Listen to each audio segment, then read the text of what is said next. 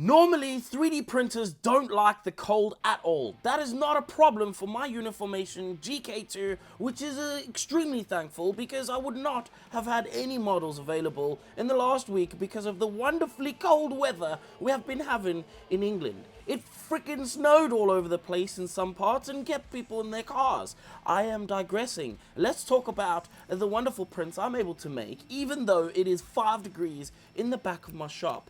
Yes, 5 degrees Celsius is not a comfortable living temperature. It's also not a comfortable printing temperature either. However, that is not a problem because a GK2 has a heater in it. I know I keep saying this, and it's probably driving you nuts, but genuinely, I could not be printing if it weren't for the GK2. And if you like this machine and you're interested in it, there is a link for it in the description below, which is an affiliate link which helps the channel but doesn't cost you any extra.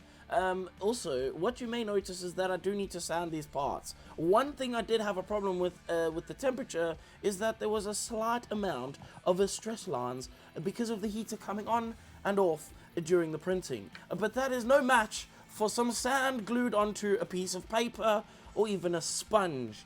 Also, at this time, it's a good time for you to probably put some magnets in your model if you're wanting it to be magnetized. I used some super glue for mine, and I already put the holes in lychee slicer before I even printed the model.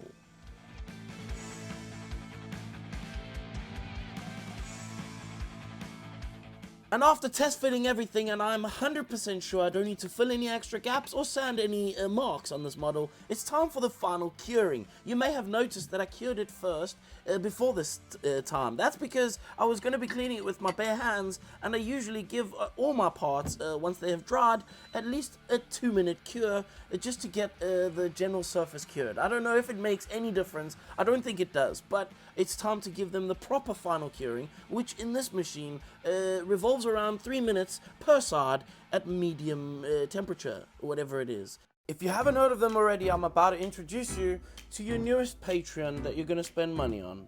This is CA 3D Studios. Their tiers start from £13 a month, and that is for 6 or 7 models per month. Every single month. This is the quality of the models that you are looking to receive from that Patreon. So if you are into 3D printing and you want to print models like this, then you want to check them out. In the VIP tier, however, if you pay just a little bit extra to join their tier, you are going to get so much more. By your 5th month being a Patreon, you're going to have access to every single one of their models, and you will join a limited group of supporters who will not only choose one of the characters or make a month. It doesn't matter. If you like 3D printing and you like painting models, then you should check out CA 3D Studios. Look at that December lineup. It's already looking super yummy, even if I have to say so. It's so good. Check them out in the description. Thank you, CA 3D Studios, for sponsoring this video, and if you haven't joined yet, then what are you waiting for? Go look in the description. Move.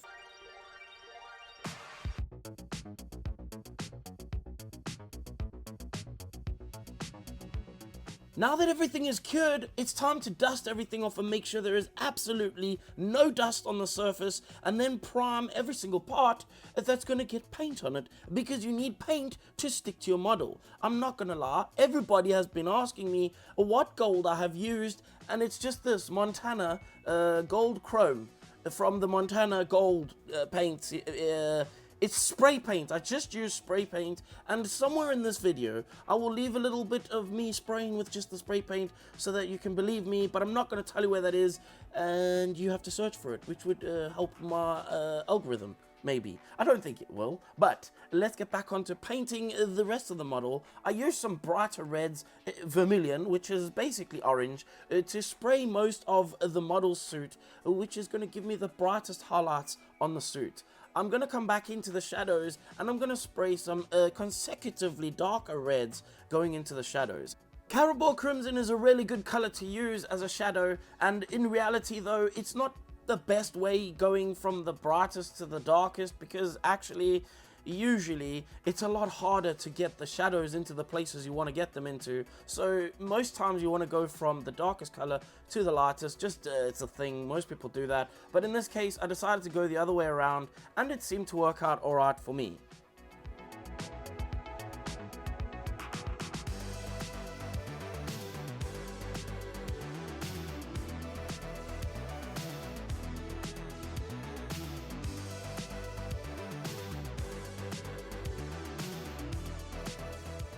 After zenithal priming the face, or the only part of skin on this model, I gave it my famous pinkle with a little bit of a transparent red shadow.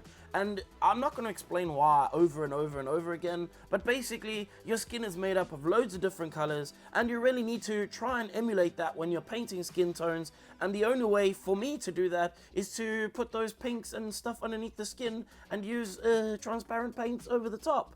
These are not transparent paints, however, but by adding water, I'm thinning them down, therefore making them slightly transparent. Not very transparent, but very slightly transparent. Once I'm totally happy that I've got the highlights to the brightness that I need on the model, I usually will come back and I will spray into and over that skin tone with some tints. The reason that you need tints is because, again, skins are made of so many different colors that you need to somehow try and simulate this with your painting, and I just spray a lot of colors at it. If you do that, then at some point it might kind of sort of look like flesh tone, and happy days, good on you. It's time to move on and start painting something else, and that something else for me is going to be the hair. I know she is supposed to have red hair, however I didn't have the red that I needed. That is a bad excuse. I thought that this orangey reddish red leather from Ammo by Mig would look red, but it didn't look red. And so, let's just move on. I've painted the black piece that goes around her suit with black. Would you imagine that? I used black to paint the black parts because this is the best way to make something black look like it is black. Once I was done with that, I took some Carabao Crimson and I painted that into all the little creases on the suit. This is to give some depth and add a little bit more features to the suit, because it's quite a simple suit, to be honest. It's a very tight suit, but it's a simple suit, and in order to give it a little bit more visual excitement, then I just added some of those lines. Are you excited looking at the lines? Because I was. And also, the next step is to add the gold that goes onto the suit. Now, to do this, realistically, there is no great golds. We've gone over this. I've been over this in many videos. I hate gold. Gold's the worst color in the world. But I use brass as a base coat so that if anything is missed, you won't really notice it. And then I use a very thick layer of Montana Gold Chrome, the magical gold spray paint. But I use it with a brush. I just spray it into a cap and then I paint it on. This is how I get that gold. It's easy and it looks good. I don't know if it lasts. It looks good. That's all you have to worry about.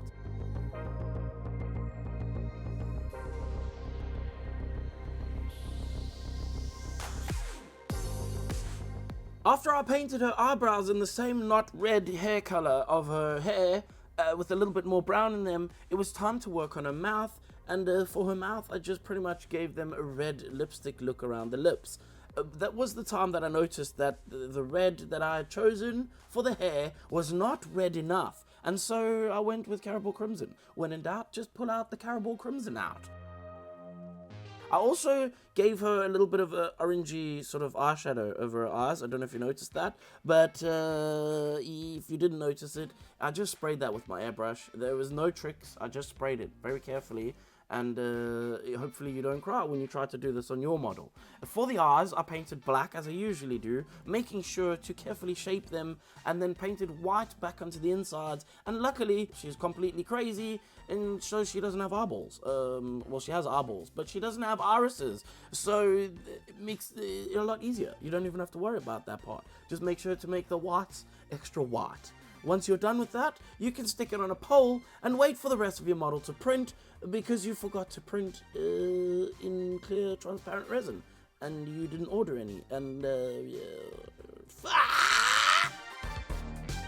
once I finally printed the base for this model in the clear resin that I needed, I made sure to over-cure the bottom of it for no apparent reason, but I also used some of the styrofoam from some packaging to protect my cardboards while I painted this model, because it was too big to fit anywhere near my airbrush booth. So a good thing about over-curing that clear resin to make it go yellow is that my base colors are going to be yellow. I'm pretty much going to spray yellow and then orange and then red in consecutive orders, and I will allow you to watch me do that.